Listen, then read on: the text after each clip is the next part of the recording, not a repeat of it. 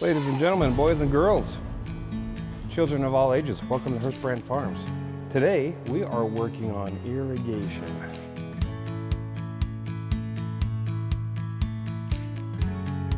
It is full swing irrigation. Then we got some corn that we got to plant. What else we have going on? I'm sure something else will come up. So the pivots are finally up. I was digging a trench for those. The irrigation company, View Irrigation, they've put them up for me. We've got to put a couple more sprinklers on. This is sweet. This is called the Comet KPW. It's a new little end gun, supplemental end gun. I'm not sure what kind of end gun you're gonna call it, but it goes on the end of the pivot and it just kind of, it wiggles. It wiggles. It's got a little magnet inside here. It's pretty cool, and it uses a Venturi and a vacuum. That's what I'm looking for, the vacuum. Somehow it uses a vacuum, and it makes this white plastic thing go back and forth. Anyways, we're gonna put on the end of the pivot. I'll show you more about it. It's pretty sweet. It works really well. I've put it on one pivot so far, and I'm impressed with the water pattern. So we're gonna put it on the new pivot that I'm gonna have going up. We're gonna see how well that works. Just make sure got all the parts. Okay, we gotta go grab a ladder. And then, this is our first watering on the pivot system. And the first watering is always fun, especially after new construction. And so you always find random stuff in the pipes, and there's where they stab the pipes together for underground main line. We're gonna have dirt and rocks and all sorts of stuff coming through, so we gotta flush all the lines. It's gonna be wonderful. We're probably gonna be riding the bike a little bit. So you know it is irrigation season when you see a whole bunch of dirt bikes and four-wheelers in the back of people's pickups around this part of the US. So this is not for fun or pleasure. This is for using on the farm to be more efficient and faster at moving irrigation water. I built this little holder here because this flatbed was just too tall, and I'm a sissy, so I didn't want to unload it. Also, it leaves the bed space freed up, so that makes it nice. But yeah, this bed, it's like 6 inches taller, the flatbed, when I put it on this pickup. It's like 6 inches taller than the regular bed. So that's why I use that little bike holder. Let's get this ladder tied up on here. And I think we're good to go. Let's hope that everything works as planned, because unfortunately, this irrigation system is only about 3 weeks behind. Should have been done 3 weeks ago. And we are just barely now going out to flush the system and get it going. So not the greatest start to irrigation on this field. But what do you do? What can you do? It's all you can do. It is what it is. Thank goodness we haven't been super hot here yet, and so the wheat's dried out for sure, but it's not terribly dry. Sorry, if you watch me as I'm like doing stuff, I'm always looking around. It's because there's so much going on. There's other things happening. There's other, better put my seatbelt on. There's so much stuff going on all over, and I get distracted. I might have ADD. I do have ADD. But let me tell you this, farming is the greatest career for somebody with ADD, especially farming in this part of the country, because we have so many crop varieties which offer so much, like, we got to do this, do that, go here, go there. Like, it's just all over the place. It's not like, hey, this is planting season. No, this is planting season plus irrigation season plus everything else season. And then we hit spraying season, which really isn't that long compared to a lot of people because we use the airplane a lot and custom hire a lot.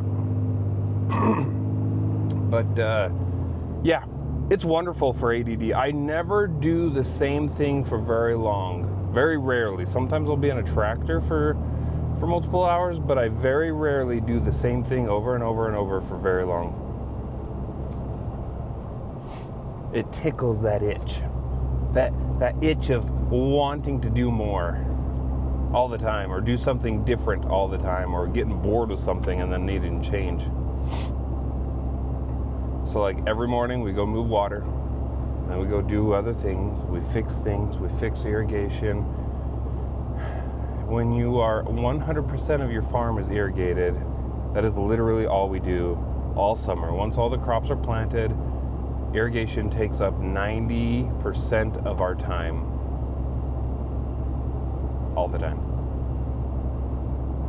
That's how that works. Yep, there's no 2-week vacation midsummer, because guess what? We're irrigating. We don't get enough rain in this area to not irrigate, ever. Sometimes in the spring, we'll shut down, but very rarely midsummer. I've seen it maybe once or twice. We never shut down irrigation. Oh yeah, this field just got sprayed and it smells good. I don't know if you've ever smelled, I don't even know what they used to spray. It was for weeds, so it's like a 2,4-D base, whatever it is, and it smells good. Maybe I'm weird, maybe it's a farming thing, but I actually kind of like the smell of it.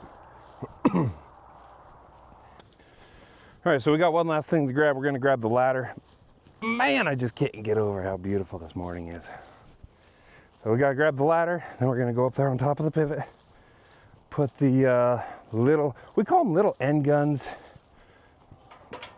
I don't know the correct terminology for it. Supplemental end gun, end of the pivot, irrigation sprinkler. I don't know what to call it. But so this, you got your big gun, which is like your high pressure shootout, 80 feet, way out there, water gun, sprinkler with a big old, I don't know what that is. The nozzle size is like an inch, almost an inch, bigger than an inch. It's close to that. So it,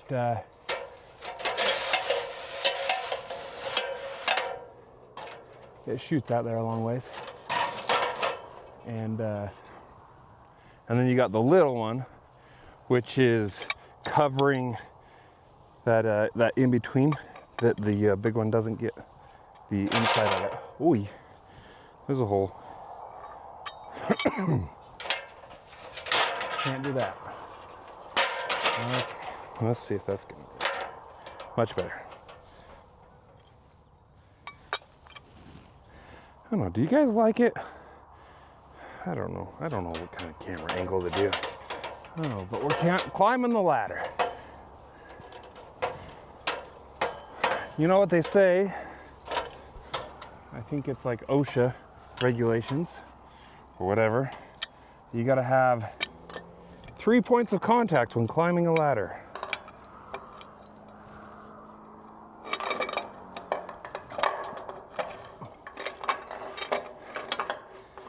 Luckily for me, I'm self-employed. In this instance, I'm self-employed. So OSHA has nothing over me, I don't believe. But I did not climb that ladder with 3 points of contact. All right, let's flip the camera here again. Let's show you what we got going on. So this is the valve. It is a water-powered valve. There's this little 1/4-inch line here, and that goes over here to the box, which goes to a solenoid, which opens and closes and puts water pressure into that valve to turn it on and off. This valve here is what is controlling our little end gun. Make sure that pipe wrench doesn't fall. And then up above it, we have the end gun. The big end gun without a nozzle. There's no nozzle on it. What the heck? Why?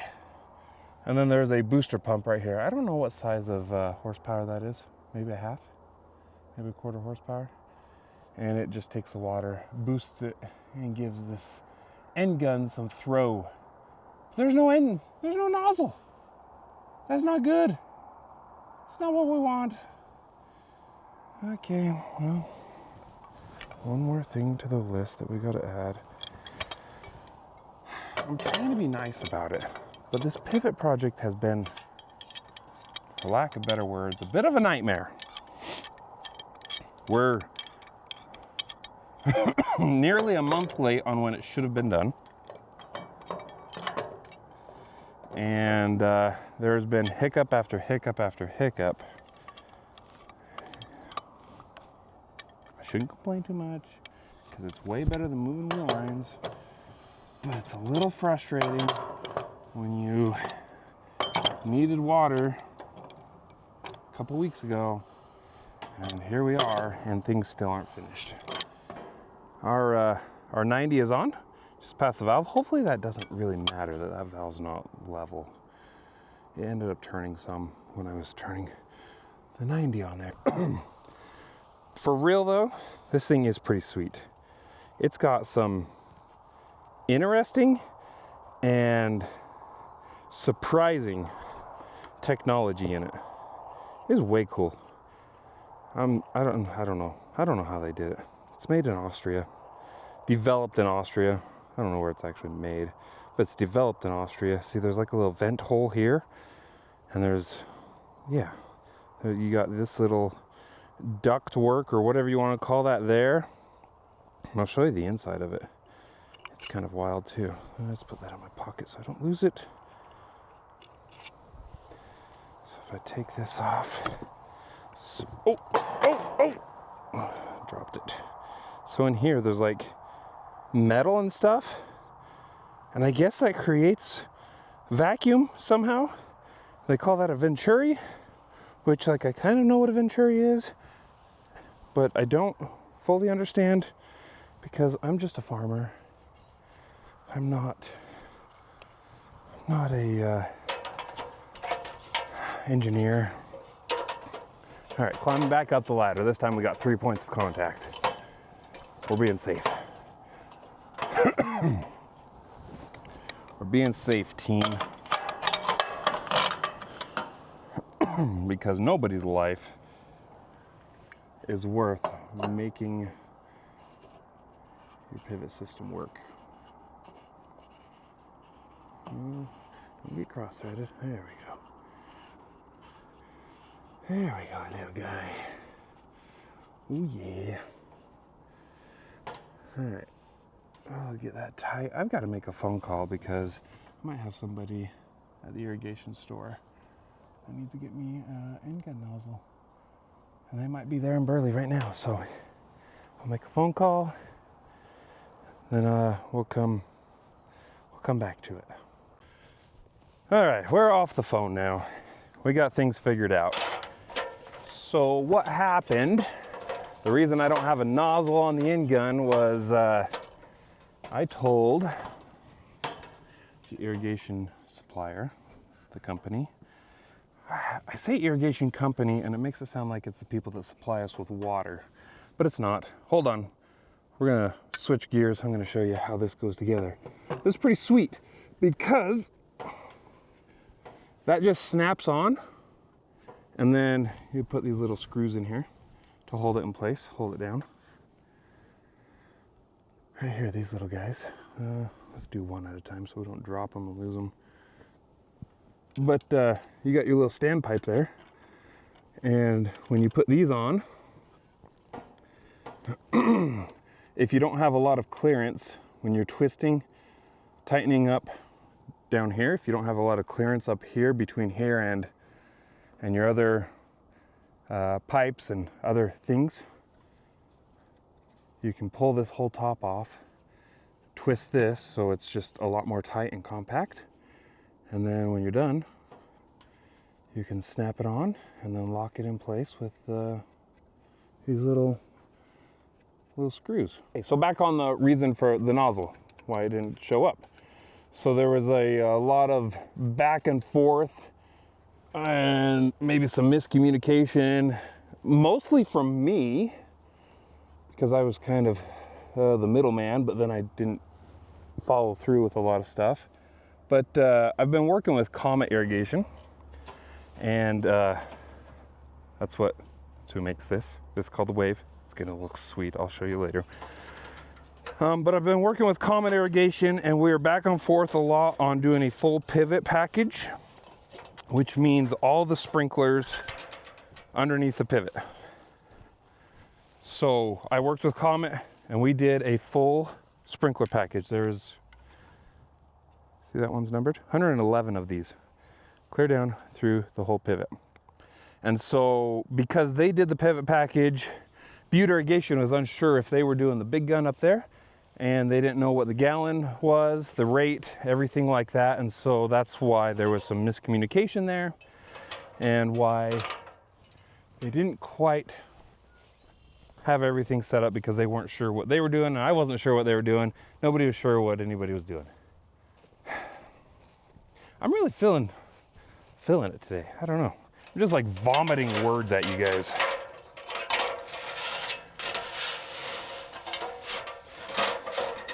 That's not a good thing. Nobody wants to see that.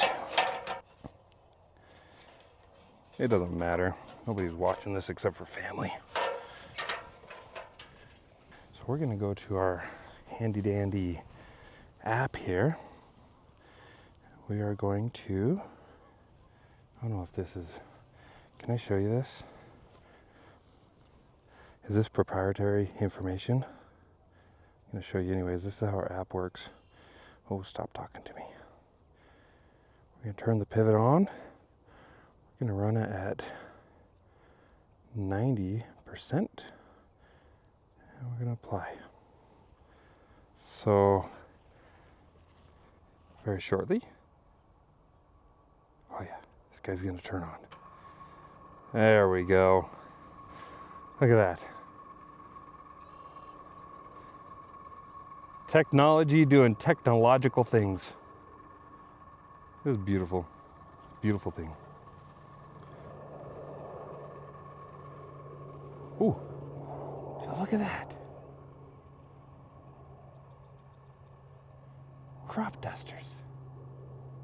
Crop duster. Can you see it? Where is it at? I can't see it on my little screen here. But it's there. We're gonna unload the bike. This is the purpose for having the bike on the pickup, is I can ride through the field, up and down the field. It's way less of a problem than using a pickup, especially when we're running over a crop.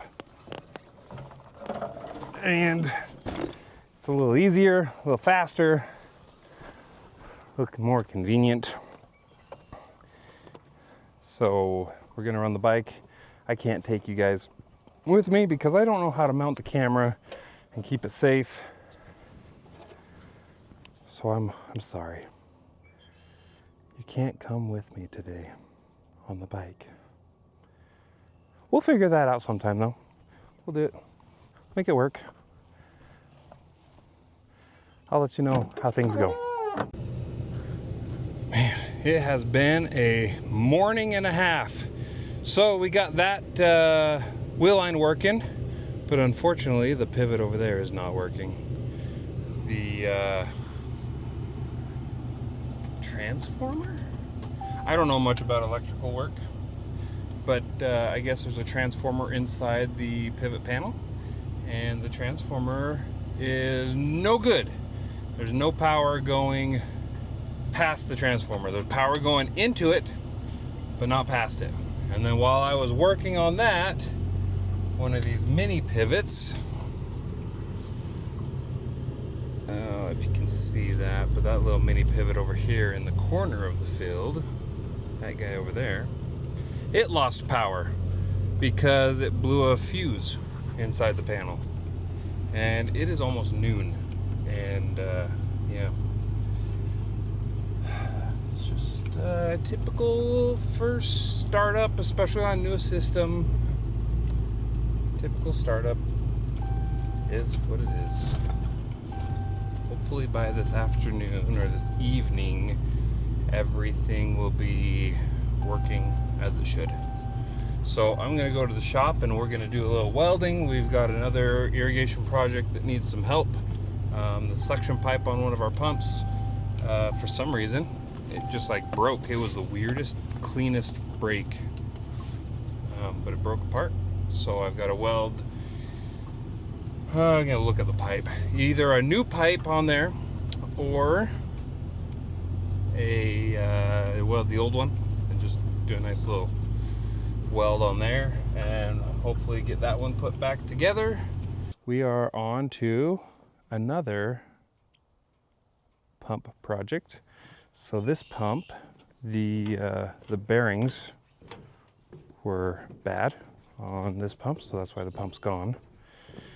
And we need to measure because for some reason our suction pipe that goes down in the hole here, down in there, the suction pipe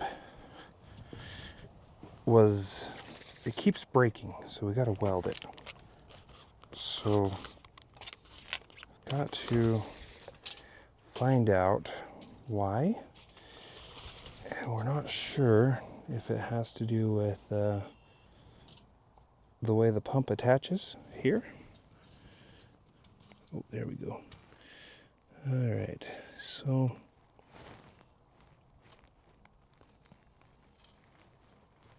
okay, that's the floor. 70 inches to the bottom of the flange, 80 inches to the top, and 75 for center. Okay, now that we've measured that, we can go back to the shop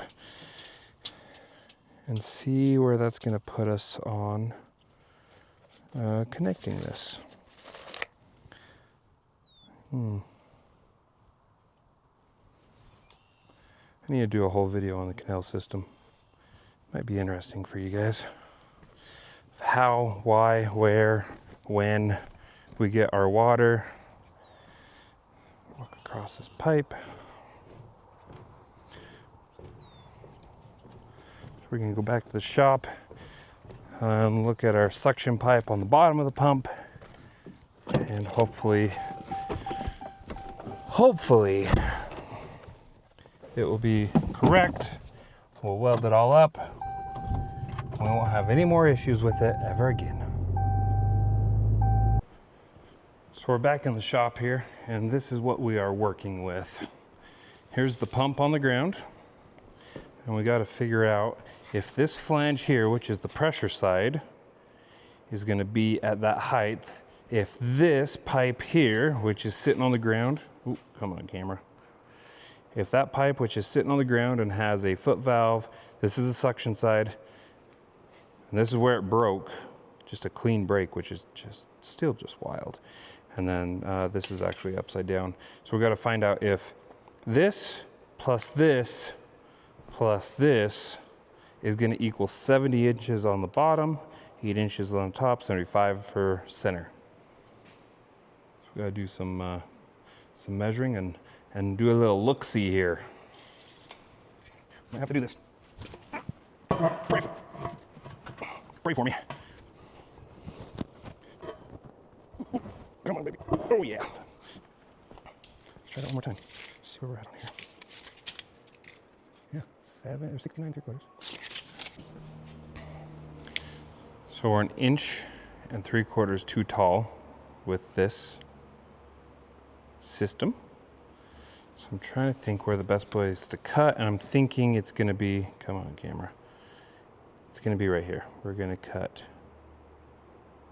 a little bit off, because the problem is there's actually part of a cone here already. So if we cut that out, that's actually going to drop it more because it's going to slide over the top of this one.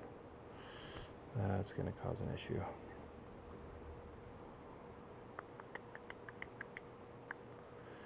Yeah. I'm not a pipe welder or a pipe fitter or whatever else you call it. We'll come back. Well, once again, we're switching gears here. Sean's got to go to town, do something there, so I'm going to relieve him and plant corn. He's going to go to town, he'll come back, then I'll go back out and do irrigation. We use the same planter that we use for beets. It's the John Deere Maximerge XP on, I believe, I think the frame's 1730. I think that's the model number of the frame. 12 row, 22 inch. Okay. Climb in here and try to plant some corn. Springtime is so much fun. There's so much to do. So little time. So few people. There we are. Nothing you haven't seen before if you watch my previous videos about beet planting. Basically the same thing. It's a little dry on this side. So we're planting some Pioneer 92-day corn. Fun fact, I talked to let's say it was the DeKalb rep a couple years ago, and he talked about how he was in Illinois. And I don't know if this is true, so I shouldn't say fun fact because it might not be true. But he was a rep for DeKalb in Illinois, and he was talking about the varieties that he dealt with in Illinois, and he said across the whole region, or maybe it was the whole state, he claimed that he only dealt with maybe at the most, if I remember right, it was like 11 varieties of corn. Now maybe to some that might be a lot, maybe to others that's not very much. To me it doesn't seem like very much. In Idaho alone, he said, in just Idaho, he is dealing with up to 70 varieties of corn. Now why is that, you might ask? A couple reasons. Might be because you go from the west side of the state to the east side of the state, and there is probably somewhere in the range of a 6 to 8 week difference in growing season. Either that's how big Idaho is, or that's how much elevation change and climate, I'm not going to say climate change because it's not climate change in that way, but that's how much the climate changes across the state because of the geography that we're dealing with. So on the west side, you got Boise and those other towns around Boise. They're big producers of a lot of varieties of stuff. They do peppers, they do sweet corn, they do all sorts of vegetable crops, and it's really cool that they can do that. But they're like literally a month ahead of us in this area, and we are south central Idaho, and then you go eastern Idaho and they're like a good 2 weeks or so behind us, maybe 3. That's just how it works. They are a lot higher elevation, so to put it one way, we're following the Snake River across the state, right? And eastern Idaho is the headwaters of the Snake River, and obviously water has to run downhill, so I'm not sure what Idaho Falls elevation is. I think it's like 4,800 feet elevation. In this area, we're at 4,200, and I think the Boise Valley area is somewhere close to like 3,000, 3,200. They're like 800, maybe 800. It seems like 800 sticks in my mind. They're like 800 feet elevation lower than us, or even lower. And then as you keep going west, the elevation lowers even more. So if that gives you any idea of what's going on with Idaho and why there's so many varieties. Another thing is there is varying types of corn. So in this area, we're very silage heavy. So the corn chopper comes in, chops the whole stalk, the cob, everything. They feed it to cows like that. There's other places in Idaho. Jerome is a big one for some reason, that Jerome area. I think because their market is better. They have a better market. They have a better point of sale. But they do a lot of grain corns, thrashing corn, stuff that you see in the Midwest, or picking corn. I don't know what you call it. We call it thrashing corn. So they're using a combine, going through the corn, just picking the kernels off. They're not taking the whole cob. They're not taking the stalk. Everything's left in the field. And so you change varieties based on that. You change varieties based on how many days. In this area, we're growing 92-day corn. That's what we got here. 90, 92, 88. We're right in that range. That's what we kind of prefer for us. Other people might be different, depending on their needs or wants or ideas. Eastern Idaho, I think they're closer to 80 or 82-day corn, depending on where you're at. There are also like little colder pockets and warmer pockets throughout the state. So, anyways, the more you know. That's what I know. And don't quote me on it. It's not 100% factual, always, necessarily. But it's possible that it's true. Yeah, high possibility. High probability of truth. All right, we're doing really short rows because that's what we do on this farm. We prefer short rows. So I'm gonna put the camera down. In fact, I'm probably gonna just be done for the night here as far as the old video goes. We'll be back maybe tomorrow for 2 days. Kind of see what the progress is on our pivot, on our irrigation. I did not get the big pivot running, just for reference here. The 2 minis I got running, the 2 little ones, the 2 little 2 towers. I did not get the big one on with the Comet irrigation on because I turned it on, we were looking good, everything was fine and dandy, and then the transformer inside the power panel went out for some reason. Don't know why. Could be it was a used pivot. It was a used pivot. There could be 100 million different reasons why that transformer didn't work, but it didn't. And then we turned on one of the minis and it didn't work because a fuse blew on it, which is just wonderful. But that is par for the course because it's new to us, used pivots being put up, and there's a lot of just bugs. Got to be worked out. It'll be fine. Everything's good. But we got those all fixed, and now I don't have enough horsepower in the pump to run all 3 pivots. So we're just running the 2 minis. We're gonna run those around for a little bit. And then we're doing 3 revs. So a rev, we're not doing a total revolution, a complete revolution, because they would bump into each other if they did. So we do like a half, we call them wiper pivots. We do a half circle with the minis and with the big one. So we are gonna do 3 revs. That means there, back, and there again. And is that right? Yeah. 1, 2, 3. Yeah. So anyways, we'll do that, run that tonight, then we'll run the big pivot once those get done, and they should be done shortly, and work out a couple other bugs, and we will film that because I want to show you how those Comet sprinklers do, those KPTs, the Comet Twisters. I'm very excited about them. Very, very excited. Okay, yeah, that's everything in a nutshell that we have going on. I hope, I don't know what to talk about. Thank you for watching. Have a great day. Like and subscribe. Tell your friends, tell your neighbors, tell your dogs. Bring your kids in. It's all good. Everything's good. Have a great day.